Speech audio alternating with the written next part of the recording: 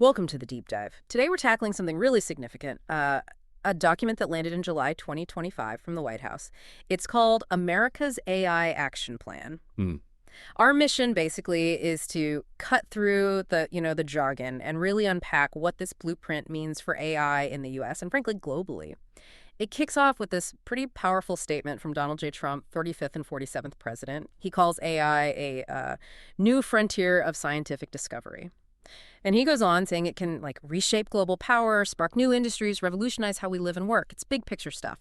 Then the plan itself just lays it out. Achieving unquestioned and unchallenged global technological dominance in AI is, and this is the key phrase, a national security imperative. Yeah, that tone is set right from page one. It's framed as the race to achieve global dominance in artificial intelligence. No ambiguity there. Yeah. And the plan is explicit. It says, whoever has the largest AI ecosystem will set global AI standards and reap broad economic and military benefits. They even draw a direct line to the space race, so the stakes are, well, sky high, you could say. Right. So how is it structured? How are they planning to win this race? It's built on three main pillars. First, accelerate AI innovation. Second, build American AI infrastructure. And third, lead in international AI diplomacy and security. And as we go through this, you'll see just how specific and, frankly, ambitious the steps are. They're aiming for, get this, a new golden age of human flourishing, economic competitiveness, and national security. Wow. Yeah, promising an industrial revolution, an information revolution, and a renaissance all at once. It's quite the vision. Okay. Before we dive into the pillars, are there overarching principles? Yes, definitely. Three key ones that cut across everything. First, American workers are central. The idea is AI complements jobs, creates new high-paying ones, doesn't just replace them. Second, AI systems must be free from ideological bias, designed for objective truth, trustworthy, not pushing social engineering agendas, as they put it. Okay, objective truth. We might need to unpack that later. We probably will. And third, vigilance against misuse. A big commitment to stop advanced AI being misused or, stolen by bad actors. Got it. Okay, pillar one. Accelerate AI innovation. This seems foundational. Absolutely. It's about making sure the U.S. has the most powerful AI and leads in using it. And the main engine for this, private sector innovation. And the first step they mention is bold, removing red tape. Very bold. The plan goes straight for deregulation. It explicitly calls for rescinding the Biden administration's Executive Order 42110 on AI. Why? What's the thinking there? Well, the plan describes that EO as foreshadowing an onerous regulatory regime. Their view, stated pretty clearly, is that AI is far too important to smother in bureaucracy at this early stage. So speed over caution, essentially. That seems to be the trade-off they're making, yes, prioritizing rapid innovation. And how do they actually plan to remove this red tape? Concrete steps. OSTP, the Office of Science and Technology Policy, is launching a request for information, an RFI, asking businesses and the public, hey, what regulations are hindering you? Plus, working with federal agencies to revise or repeal rules consistent with a prior order, Executive Order 14192, which was focused on deregulation for prosperity. Interesting. Here's a little hook. Federal funding for AI might even be limited for states that maintain what the federal government deems burdensome AI regulations. Wow, okay. That's definitely sending a message. Now, this next part under Pillar I sounds really interesting, especially for, it's everyone, ensuring frontier AI protects free speech and American values. Right. The plan argues AI will fundamentally shape how we all get information, so it has to be built from the ground up with freedom of speech and expression in mind. Okay, but how? What's the actual policy action? This is where it gets quite specific on values. They plan to revise the NIST AI Risk Management Framework. NIST is the National Institute of Standards and Technology. And the revision involves eliminating references to misinformation, diversity, equity, and inclusion, and climate change. Eliminate them entirely. That's what it says. And alongside that, updating federal procurement guidelines. The government would only contract with LLM developers whose systems are deemed objective and free from top-down ideological bias, unquote. They also plan to evaluate Chinese frontier models specifically for alignment with, CCP talking points and censorship. Okay, removing terms like misinformation and DEI from the NIST framework, that's a significant shift. But how do you technically ensure an AI is objective or free from bias? Isn't defining objective itself potentially subjective? That is the million-dollar question, isn't it? The plan suggests this is the path to objectivity. But you're right, defining and implementing true objectivity in AI is, incredibly complex, technically and philosophically. It's a major challenge. Definitely something to watch. Okay, so if they're cutting back on some regulations, how are they actively fostering innovation? They mentioned open source AI. Yes, and this is maybe a bit surprising to some, strong support for open source and open weight models. Can you quickly clarify the difference again? Sure, open source is the code being public. Open weight means the trained model parameters, the brain, if you like, are also public. Anyone can run it, tweak it. The plan sees value here for startups, for businesses handling sensitive data, for academics. Plus, there's a geostrategic value in hoping these open American models become global standards. And how do they support this? Just say it's good. No, they propose actions, like ensuring startups and academics get access to serious computing power. They even talk about improving the financial market for compute, comparing it to spot and forward markets for commodities. Like trading compute power. Sort of, yeah. Making it more accessible and efficient to acquire. Okay, makes sense. The plan also acknowledges a bottleneck. AI adoption is slow, especially in big established places like healthcare. Right. Innovation isn't enough if it's not used, so they're pushing for a try-first culture. What does that look like in practice? Things like regulatory sandboxes or AI centers of excellence, places where researchers and companies can test and deploy AI tools quickly in a sort of protected space, with agencies like the FDA or SEC helping to enable it. Okay, sandboxes to speed things up. Now, the big one for many listeners, jobs. How does this worker-first AI agenda actually work? The plan argues AI complements workers, boosts productivity, creates new industries, rather than just replacing jobs. Which sounds good, but what are the concrete steps? Several things. Prioritizing AI skill development in education and workforce funding. Using tax-free reimbursement for AI training, making that clearer. Also, getting agencies like the Bureau of Labor Statistics to really study AI's impact job creation, displacement wages, and establishing an AI workforce research hub under the Department of Labor for ongoing analysis, scenario planning. Basically trying to stay ahead of the curve. So a mix of training, financial incentives, and research. Exactly, a multi-pronged approach. The plan also looks beyond just software, right? Talking about the physical world. Yes, absolutely. Autonomous drones, self-driving cars, robotics, AI enabling real-world stuff. The goal stated is for America and its allies to become world-class manufacturers of these next-generation technologies.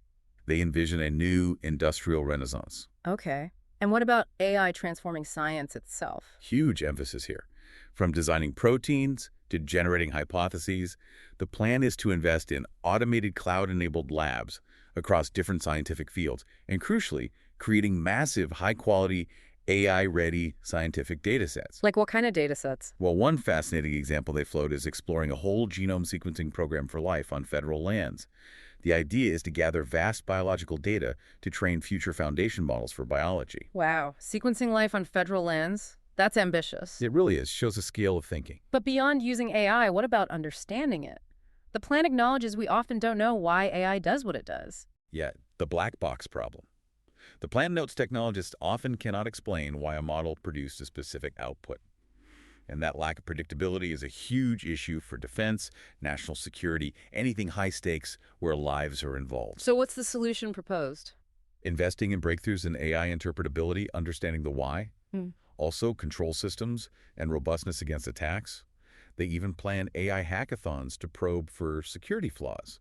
It's about making AI more transparent and reliable. Which leads naturally to AI evaluations, right? Testing these systems. Exactly. Assessing performance, reliability, especially in regulated areas.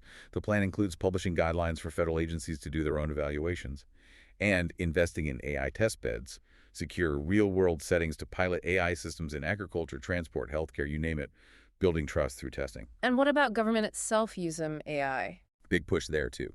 Formalizing the Chief Artificial Intelligence Officer Council, the CAIOC, for coordination across agencies.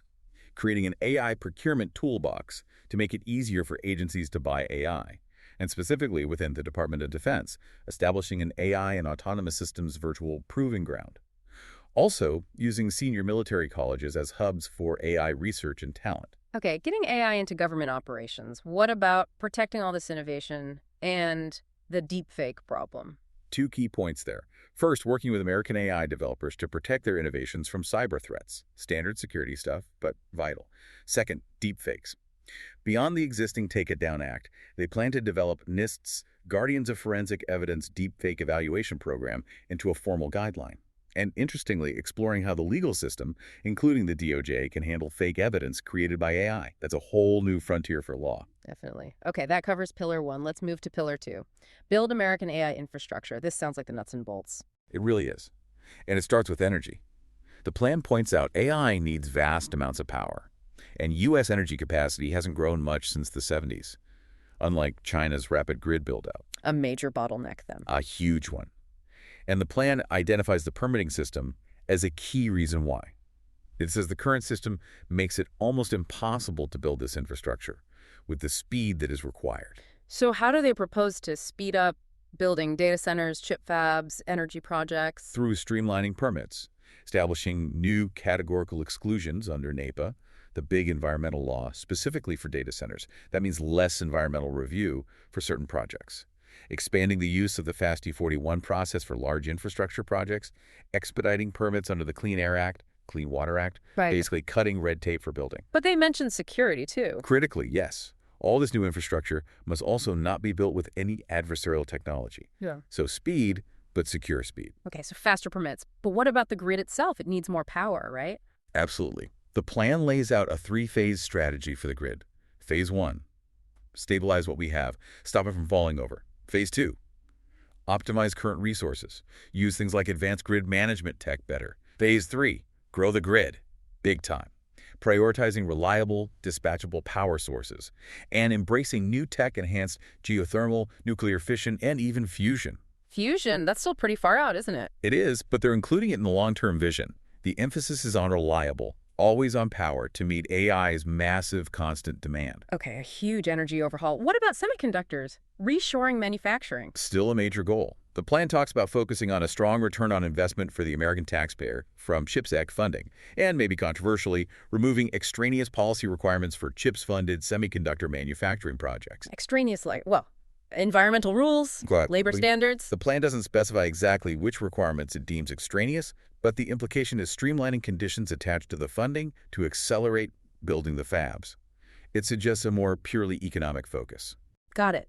And for government and military AI, they need special data centers. Yes, high-security ones. The plan calls for creating new technical standards for high-security AI data centers, designed to resist attacks from the most determined and capable nation-state actors. Hardened facilities for sensitive data. Building all this grids, fabs, data centers needs people. Lots of them. Definitely. Electricians, technicians, engineers, the works.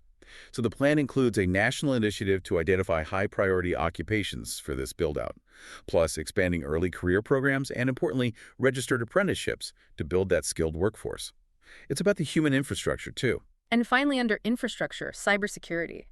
AI is a tool, but also a target. Right. So establish an AI Information Sharing and Analysis Center, an AI ISAC. Yeah. A way for critical infrastructure sectors to share threat info related to AI.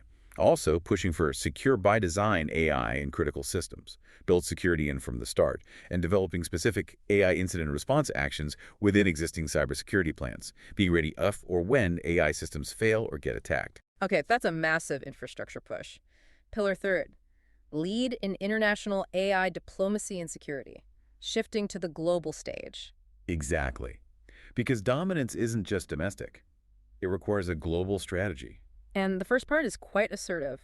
Export American AI everywhere? Yeah, the objective is crystal clear. Meet global demand for AI by exporting its full AI technology stack to all countries willing to join America's AI alliance. Hardware, models, software standards, the whole package. Why such an aggressive export strategy? The plan sees it as essential. It says, a failure to meet this demand would be an unforced error, causing these countries to turn to our rivals. So it's about preventing rivals, presumably China, from gaining influence by supplying AI. Precisely. It's about ensuring countries align with the U.S. tech ecosystem, not a competitor's. Securing markets and allies through technology dependence. What about international rulemaking bodies? The plan seems wary of them. Very wary. It expresses concern about international bodies pushing burdensome regulations or vague codes of conduct that don't align with American values, or worse, being influenced by Chinese companies, setting standards for things like surveillance tech. So the U.S. plan is to vigorously advocate for international AI governance, approaches that promote innovation, reflect American values, and counter authoritarian influence. Basically, play offense in those global forums. Okay, pushing American standards globally. Now let's talk about the flip side, denying tech to adversaries. Export controls. This gets very specific. The goal is denying adversaries access to advanced AI chips and the tools to make them. How?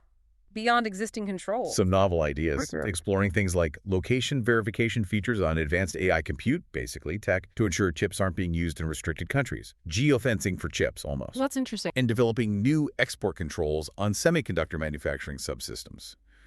Currently, controls focus on the big machines.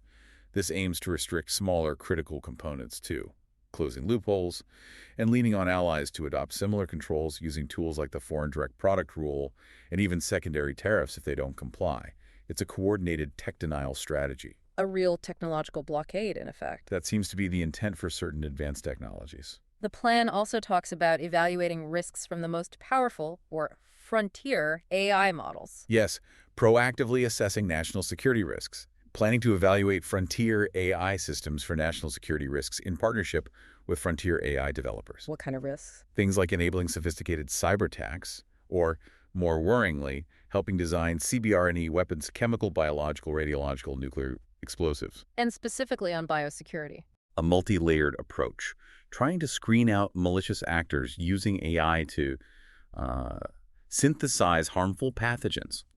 This includes requiring anyone getting federal funds for related work to use nucleic acid synthesis tools that have robust nucleic acid sequence screening and customer verification procedures, trying to put guardrails on DNA synthesis tech linked to AI. Okay, a lot of proactive security measures there. So, recapping this massive plan for you, our listener, America's AI Action Plan covers everything from deregulation and worker training to rebuilding energy grids and chip fabs to an assertive global strategy of exporting U.S. tech while restricting rivals. The vision, as they state it, is AI driving an industrial revolution, an information revolution, and a renaissance all at once. And the plan's closing note is unambiguous. The AI race is America's to win. So the final thought maybe for you to ponder is, what does it mean for a nation to lay out such a totalizing plan for technological dominance? What are the implications, not just for the U.S. and its allies, but for the whole world? And as we potentially head into this AI-driven golden age framed by this plan, what are the trade-offs? What challenges might arise from this intense focus on achieving unquestioned and unchallenged global technological dominance? Is that even achievable or desirable? Definitely a lot to think about as this technology continues its rapid advance. Thank you for joining us on this deep dive. We hope you'll keep exploring these critical, fast-moving topics.